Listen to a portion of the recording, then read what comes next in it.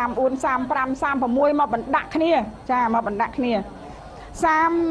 គូទី34នេះមកចាប់ទន្ទឹមនឹងកងពាន់ទី2ឃើញថាសជ័យជ្រៃឧត្តមមនីសែនជ័យមកពីខាងព្រៃវែងខ្សែទឹកខាងក្នុងកំពុងតែតាមហើយតាមទូកក្រុងនគរចាទូកក្រុងនគរសែនជ័យបារមីព្រះអង្គចាមហាព្រំឯ33នេះបានន័យថាមហាព្រំទេ